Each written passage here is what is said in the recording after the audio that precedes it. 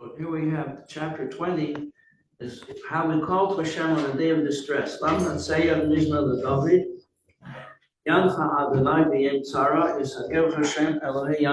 should support you in your times of trouble. You should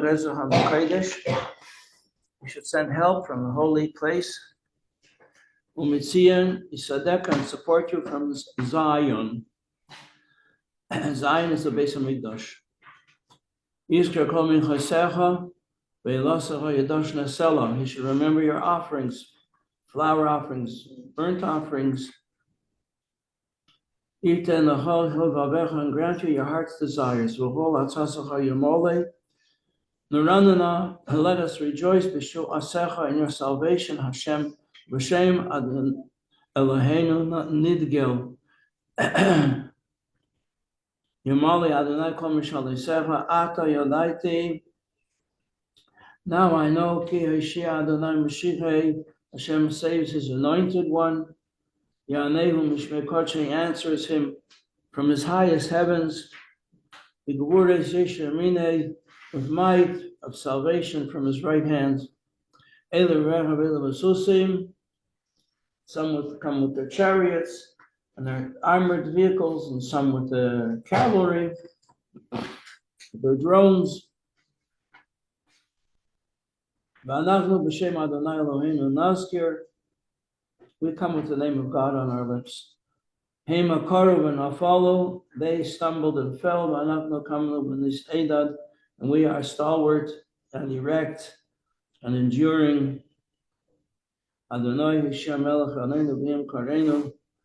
Hashem is our God, our King. He should answer us on the day that we call. Chapter 10. We have to finish up chapter 10. Move on to chapter 11.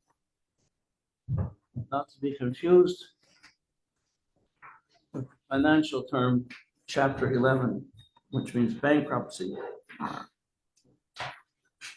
So the complete tzaddik is totally 100% there. The incomplete tzaddik is not quite 100% there. He has not converted. The difference between a tzaddik and a beinoni is that a tzaddik is in total control of any negativity, and most of it has been actually converted to be good. So it's like he has a double portion of Yetzer Tov. As a double Yetzer Tov, indicated by the term B'chol Levavcha, the extra base.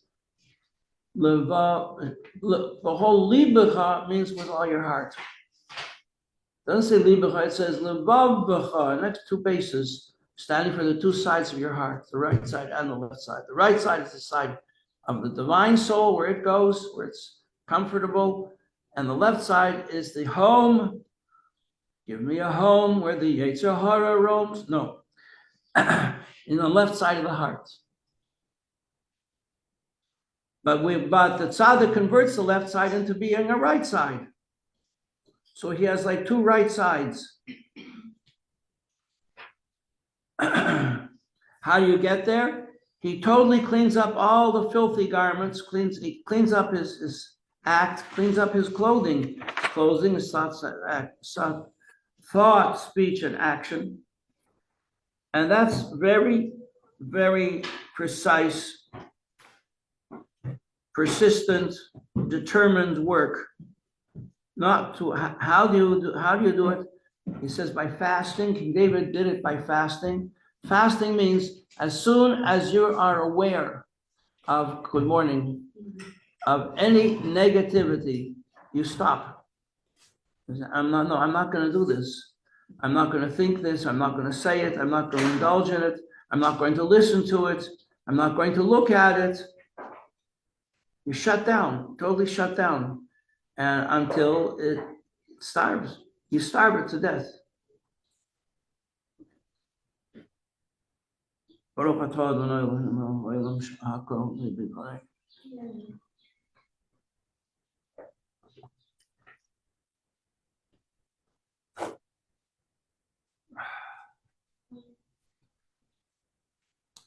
The tzaddik is incomplete. He's in control, but there's still some remnant left, some stain on the garments of his soul. Why is he not a Beinoni? Because by the Beinoni, the negativity is still active, very active. The Beinoni is tormented by negative inclinations, and he's struggling against it. So Beinoni's life is a life of struggle. Welcome. That's why he came to the Machon, to find that out. He said, why am I struggling the whole time? I've been in the Machon for 10 years. I'm still struggling. That's what you have to expect. Like nobody promised you. The Rebbe says, if Rebbe's words, nobody promised you that it was going to be easy. You're going to have an easy time. That's the life of a Beinoni, constantly struggling. It's represented in other literatures. You know, they have different ways of expressing the idea of a person struggling the whole of his lifetime and never succeeding. That's the Beinoni. His struggle is what gives pleasure to Hashem. But the difference between him and the Rasha is that the Rasha does indulge himself in doing bad things. From time to time, you know, he thinks nobody's looking, he'll sneak a bit. The Beinoni never does that.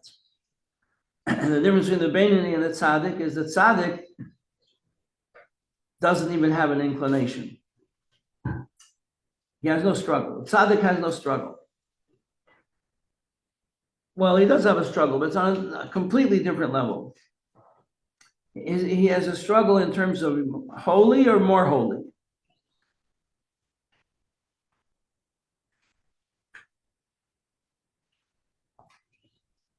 The struggle between serving God. The tzaddik, the incomplete tzaddik, one of the levels of his struggle is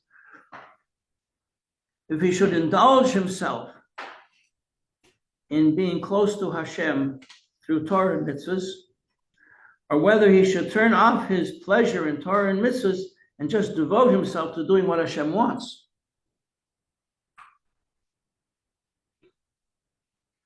Like the shepherd who would rather be in the palace with the king, but he stays with the sheep because that's his job. So that's the job of the tzaddik. Complete tzaddik. Incomplete tzaddik is not quite there. There's some incy-wincy fraction, remnant of selfishness that could be on a higher level, so he's incomplete.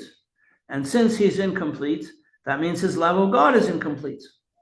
So that's what it means, tzaddik v'ra'aloi. Not that he does bad, or that he has a bad life, but he hasn't totally converted negativity to positive service, to bittul. Important word here, key word here is bittul. Bittul is subservience, devotion, going beyond, transcending ego, okay?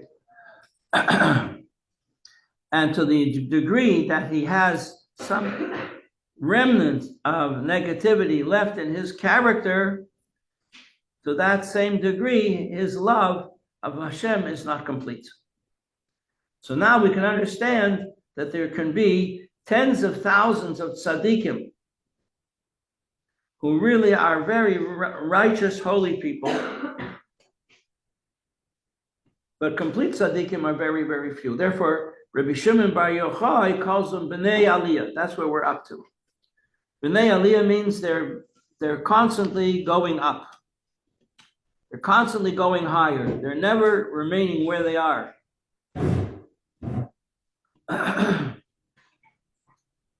Now, what are the factors that lead to so many levels of tzaddikim? He said there are two main variables. One is quality and one is quantity. What do you mean by quality? Quality means the quality of the problem. Is the problem in which one of the four elements in a person's character is the problem? Where does he have a weakness? Where is there a crack in the structure? Is it in the element of fire? Where do we see fire in a tzaddik? Well, certain tzaddikim are famous for being very, very sharp. others for being very kind. Kindness is the element of water. Sharpness is the element of fire. Some tzaddikim are very humorous, the element of air. Famous story about a lot of stories about Rabbi Shmuel Munkus, a chassid of the Alter Rebbe. Element of earth is in a tzaddik. What's the element of earth in a tzaddik? In holiness, what's the element of earth? In the animal soul, the element of earth is sleepiness, coldness. The earth is cold. Laziness. Doesn't get excited. What is it in holiness? The element of earth in your godly soul expresses itself as humility, bittul, devotion.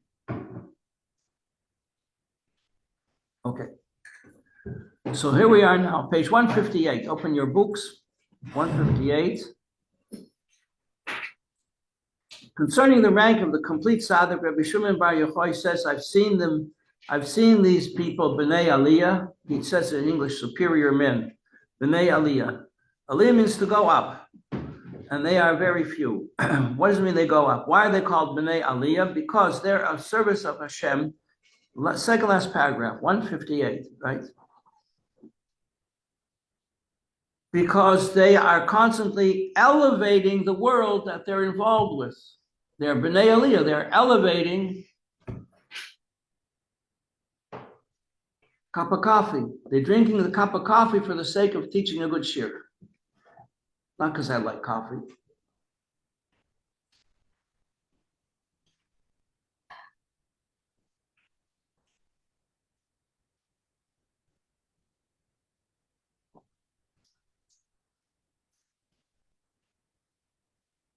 I used to live when I was just entering Chabad way of thinking, practicing Judaism. I lived with a Rosh Hashiva. He was a very sensitive young man,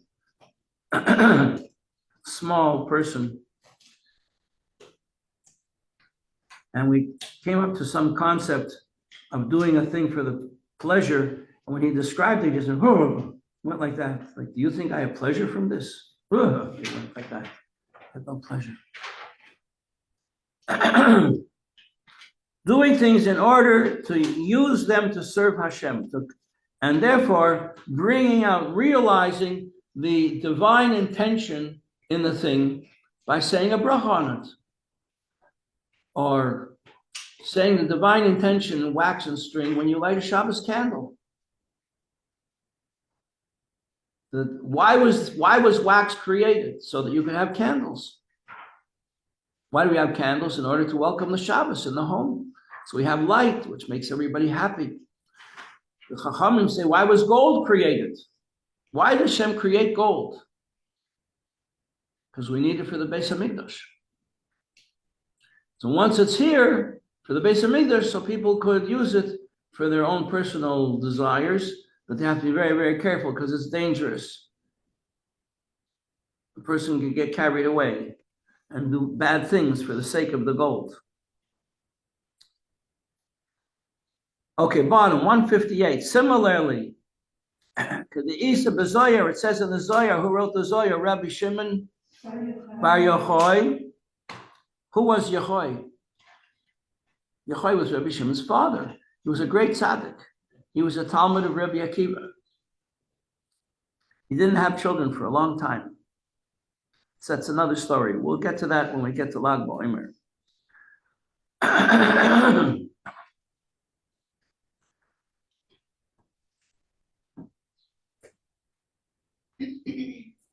Okay, could the Isa, and this concept of the B'nai Aliyah elevating things to holiness is referred to in the introduction to the Zohar, where it tells a story there about Rabbi Chia. Rabbi Chia was a colleague of Rabbi Yehuda. Who was Rabbi Yehuda? His review.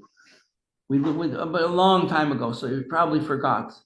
Hannah probably remembers. She remembers everything. What?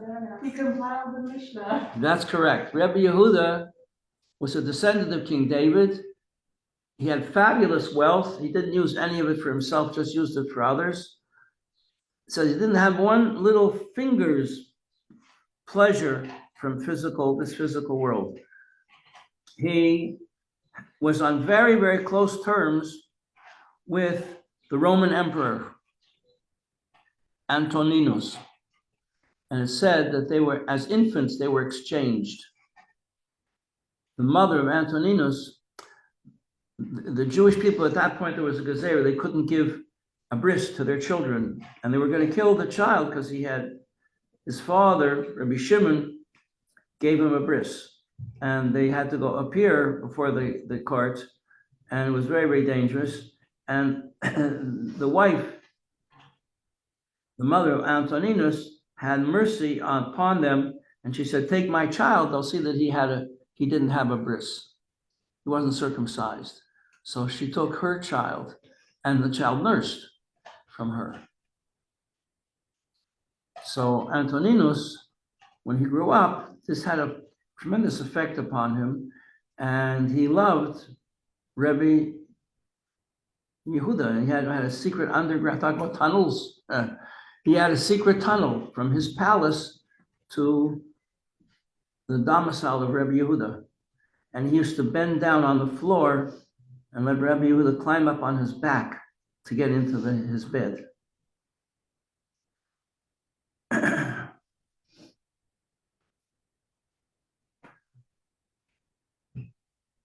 So Rabbi Chia was from this era. Rabbi Chia,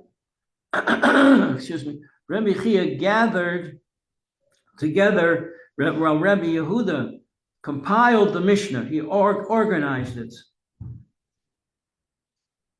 like the Rambam organized the oral Torah based on the Mishnah. So Rabbi Yehuda organized the Talmud into the Mishnah according to the building blocks of oral literature that we have that teaches what Judaism, what God requires of us. He organized it in the Mishnah.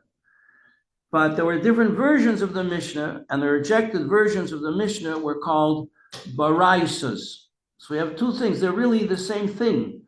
It's just that the Mishnah became the authorized version, organization of the oral Torah, and the baraisas were the rejected versions. They're holy. They're also versions of what Hashem wants from us, of the law. But the Mishnah was selected by Rabbi Yehuda. He reviewed all the different versions of the oral Torah, and he selected one version, which was he had learned from his teacher. His teacher was Rabbi Meir. Rabbi Meir was descended from converts. Imagine, he was a great-great-grandson of the evil Esau. Onkelos was also.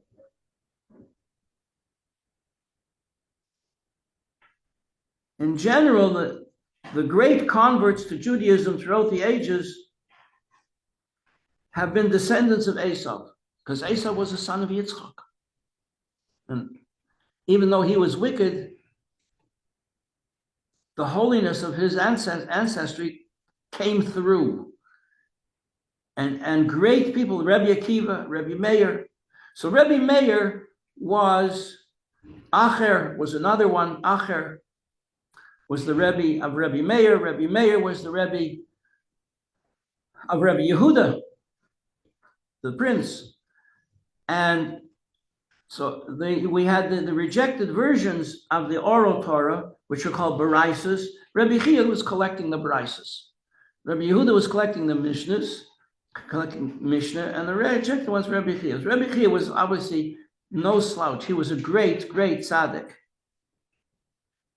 So Rabbi Chia wanted to go to the chamber where Rabbi Shimon Bar Yochai's soul ended up. He wanted to go there to consult with him, to learn with him after he was gone. He was no longer in physical presence in the world, but he was spiritually, he was still alive. Spirit doesn't die. And Rabbi Chia wanted to go there, and he heard a voice. It's an amazing story. So he heard a voice, Shema Kala, he heard a voice. Nafik V'Omer, and the voice said, page 159, Man min chen, if anybody wants to come here, there's a requirement. Chashecha is darkness. Mahafkan, you have to convert darkness, the Nahira to light. The timing, Marira, and you have to change the taste of bitterness, the Masika, to sweetness. Ad lo, if you didn't do that, you can't come here. So that's what's really required. That's the requirement to get in to this level. I guess Rabbi Chia got in. So therefore, now we can understand that's why they're called B'nai Aliyah, because they are converting darkness to light. They're elevating things that hide godliness into things that reveal godliness. So anything that hides godliness becomes transformed into something that reveals godliness. Anything that's bitter has to be transformed into something that's sweet. That's what this level of tzaddik accomplishes.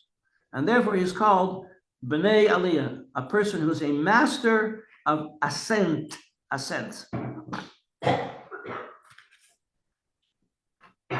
He goes on to explain, 159 in the middle paragraph. Why are they called B'nai Aliyah? In all the mitzvahs that they do, we have mitzvahs that are mitzvahs to do, asay taiv, do good, and negative mitzvahs is leis asay, do not do. Things we're told, don't do this, don't steal, don't hurt, don't covet, don't take God's name in vain, don't break the Shabbos. Okay, so asay taiv is positive mitzvahs. When they do a positive mitzvahs, b'kiyam ha'torah mitzvahs, so in their learning Torah and in their keeping mitzvahs, in terms of positive commitments that we have, like, well, how is Torah a positive commitment? Because we are enjoined by the Torah to learn Torah day and night. Well, when am I supposed to do other things? Well, if you find any other time that's neither day nor night, that's then you could do, then you could go to the movies. Who l'tzarech gavaya. So everything that this tzaddik does is for the sake of God. Sometimes you see some people are very blatant in the way they do this, like especially the Hungarian Jews, that they never take something without saying, I'm taking this for the sake of God. Hari said, this is for the sake of the holiness of Shabbos. And then they enjoy the kugel. And a day like last Shabbos, where you have two Sifrei Torah, so they have two kugels. And if there's three Sifrei Torahs, you have three kugels.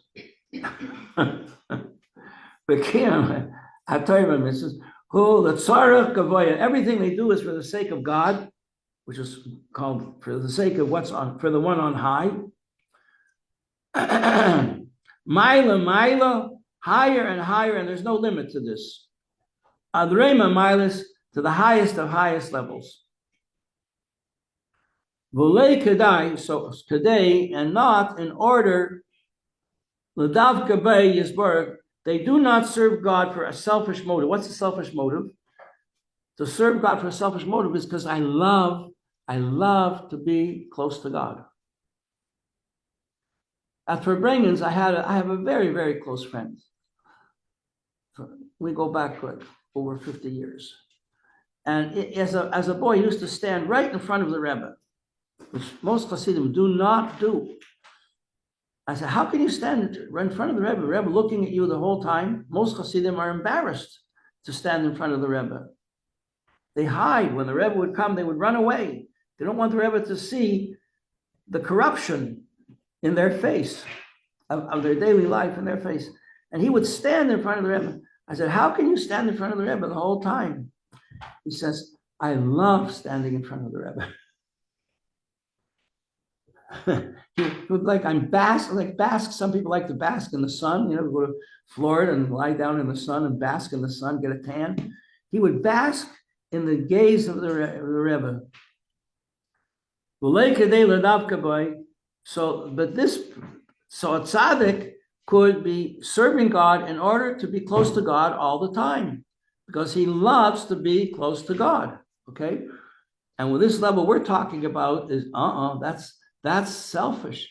My mother, Alei Shalom, she used to say Hasidim.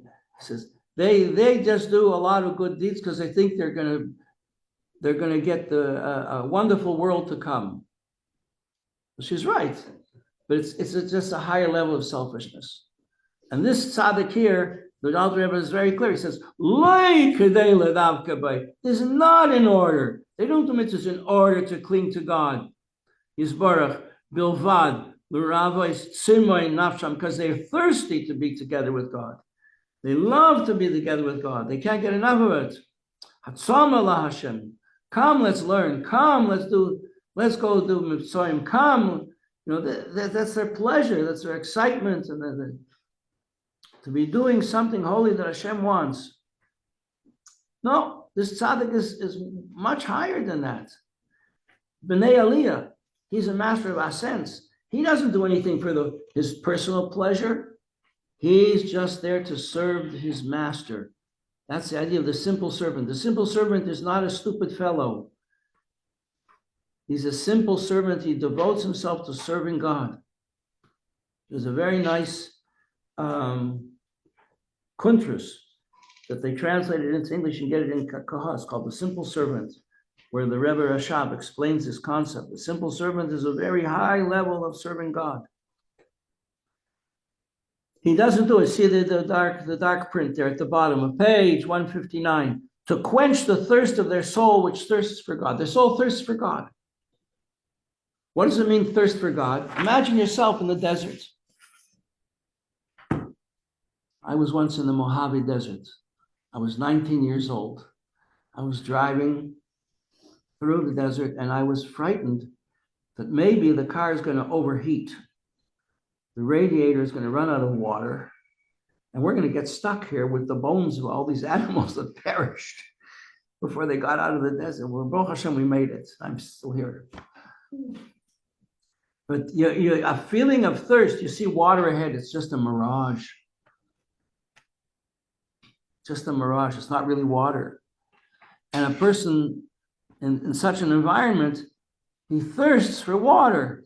And the Navi says, page 160, Kamesha Kosu Hoy, called Sama, if you are thirsting for water, meaning you're thirsting for closeness to God, if a person is thirsting for water, what should he do? Go to the water hole. Go drink. You're thirsting for water, go fill up your canteen, get water. Well, what does that mean to us? The Navi says, you're thirsting for water, you're thirsting for goodness, you're thirsting for truth. Learn Torah. Go learn Torah. Get yourself into a program where you can learn. Go to the water of Torah. If you're thirsty, go to water. So there is such a thing that a person is thirsty for God. And you've probably heard in videotapes the Rebbe singing the words of King David. My soul thirsts for God.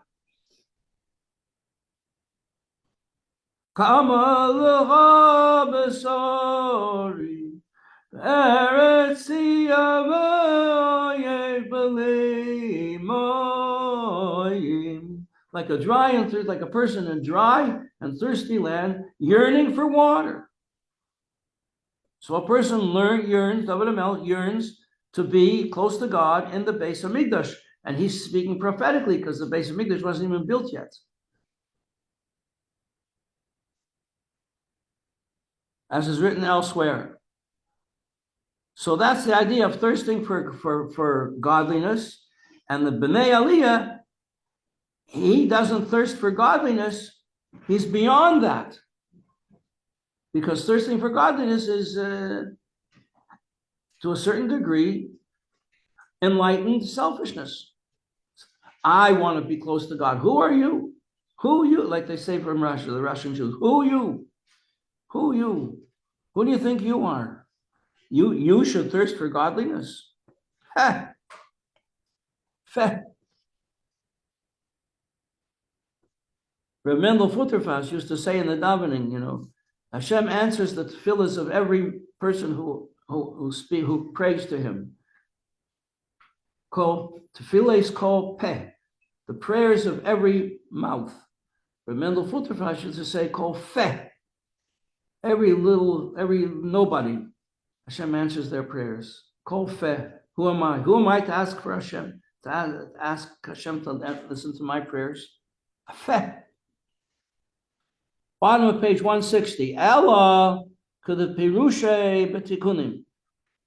The Tikunim is also part of the Zohar, Tikunei Zohar.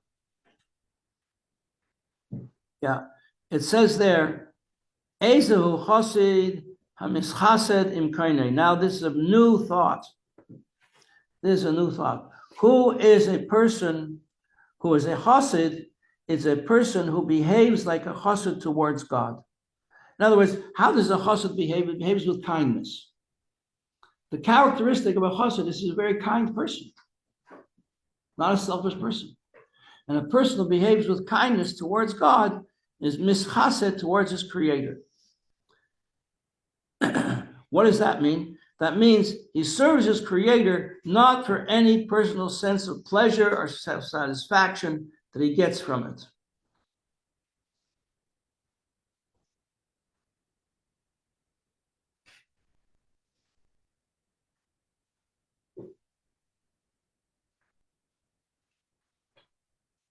And he gives a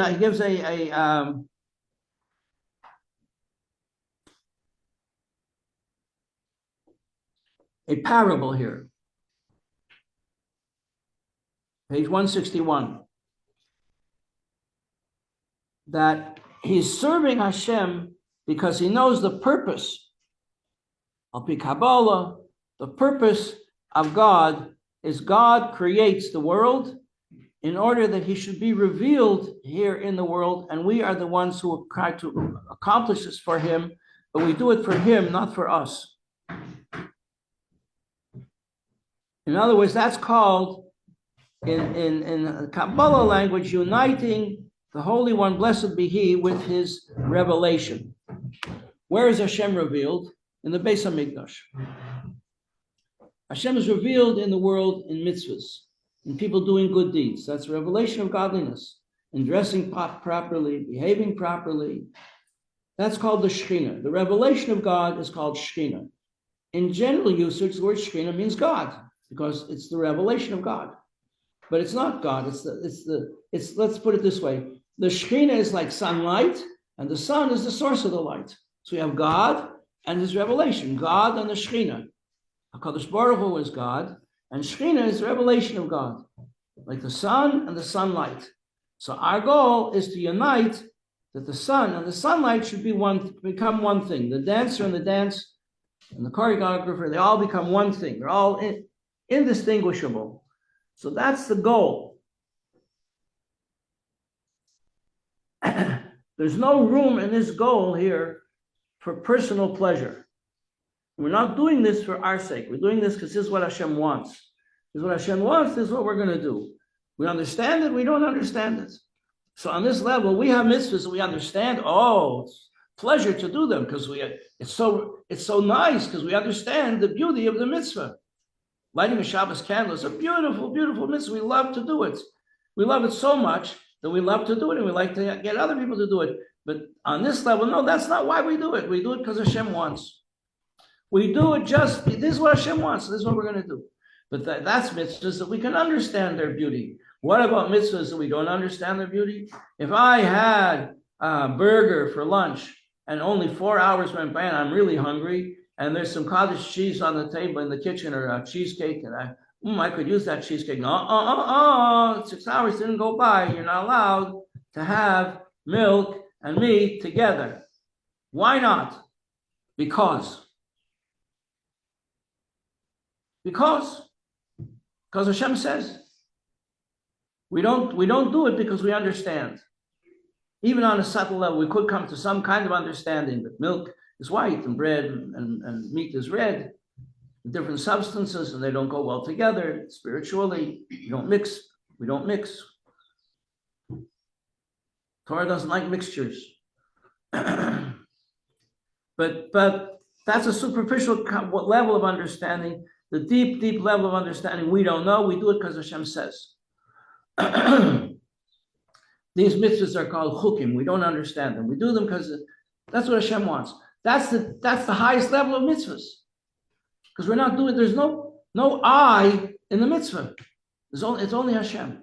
We're doing it for the sake of Hashem. So he gives this example here on page 161, like a son. Second paragraph there on page 161, like from Raya Mehemna. Raya Mehemna means Chana. You know what Raya Mehemna means? The faithful shepherd. A Raya is a shepherd. Mehemna is from the root Emunah, faithful. Raya Mehemna. Who was the first faithful shepherd? Moshe Rabbeinu.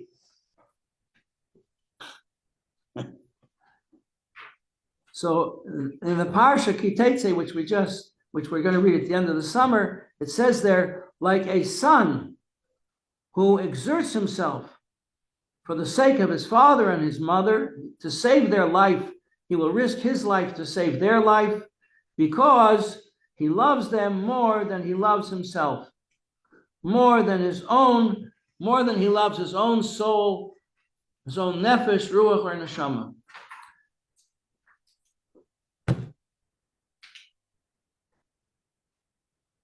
It's unfortunate that the Romans have a beautiful parable to illustrate what this is, because they were not a beautiful people. The idea of the sack of Troy. You all know the story of the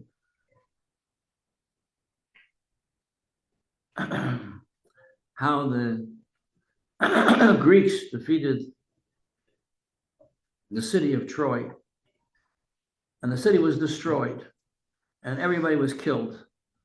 And one person carried his parents to safety. And he went on to establish Rome. So what came out from him was very bad. But that act of devoting himself to saving the life of his parents is a beautiful parable to explain this concept of a son who sacrifices his life for the sake of redeeming his parents.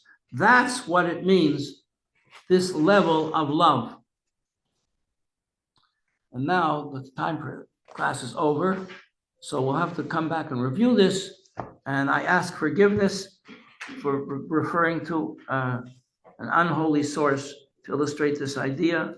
And I hope that maybe we were able to mile the idea and to understand that this is the level of serving God just for the sake of serving God. And that's what it means, a person who's a Ben Aliyah. In other words, so we have two levels of the Ben Aliyah. One is he's constantly elevating things in the world to holiness. And the other is that he himself is doing everything just for the sake of God. Everything is for the sake of the one on high. So he's called the one who's the master of elevations, but not of elevating himself because he gets pleasure from it, elevating himself because that's what Hashem wants, just because Hashem wants. Okay? Thank you very much. Thank you.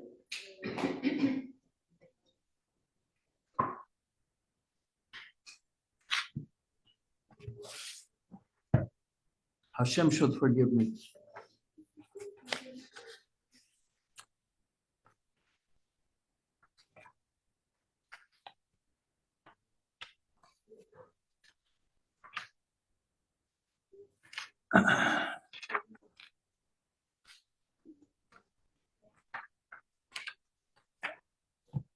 Baruch atah Adonai Eloheinu melech haolam v'olam al kol ma she'na'aseh b'ha'ayis b'ha'im b'ha'im.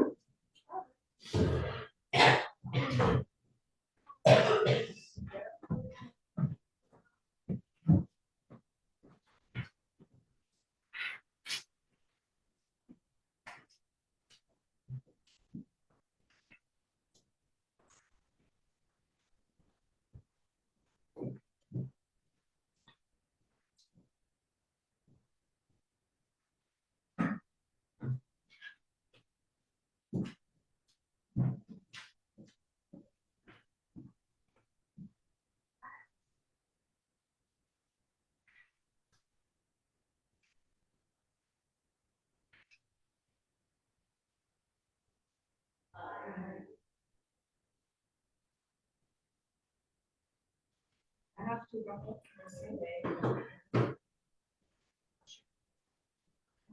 Hello. How are you?